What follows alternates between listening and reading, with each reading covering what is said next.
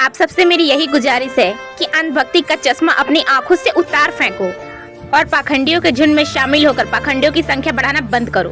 बाबा साहेब ने क्या कहा था? अगर तुम शिक्षित रहोगे तो कोई तुम्हें ये कहकर बेवकूफ नहीं बना सकता है कि ऐसा ही होता है। बाबा साहेब क्या सोचेंगे कि कभी पाखंडी बन गए तो कभी अंधभक्ति में डूब गए, शिक्षित होकर भी पाखंडियों के झुंड में शामिल हो गए होते बाबा साहेब तो यही सोचते कि हम भी किन पाखंडियों के लिए मर गए।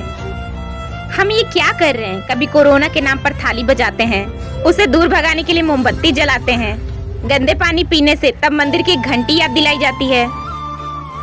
हम सब ये क्या कर रहे हैं? कभी नर्मदा नदी में इतना सब दूध बहा दिया जाता है, 11 लीटर दूध नदी में यूं ही बहा दिया गया कि भगवान खुश होंगे, जिसकी कीमत 7.5 लाख रुपए बन सकती थी। वही पैसा अगर किसी सरकारी स्कूल में दान कर दिया जाता, स्कूल खुलवा दिया जाता, गरीब भूखे बच्चों को खाना दे दिया जाता, या किसी गरीब घर के इंसान को राशन दे दिया जाता तो क्या हो जाता? लेकिन नहीं, इन्हें तो भगवान को खुश करना है।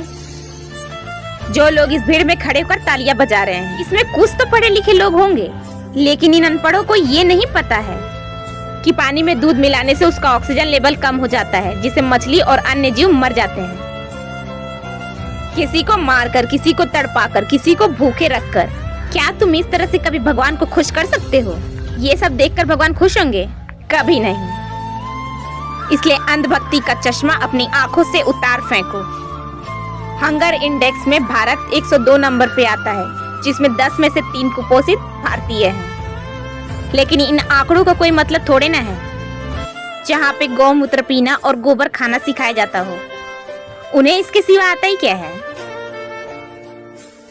तुम पढ़े लिखे हो, इस तरह अंधाधुन किसी के पीछे मत भागते चलो। जिस दिशा में कोई घुमा दे रहा है उसी दिशा में घूम जा रहे हो। जो गलत है उसके खिलाफ लड़ो और अंधभक्ति का चश्मा उतारो। मकसद नहीं मेरी कोशिश है कि ये सूरत बदलनी चाहिए।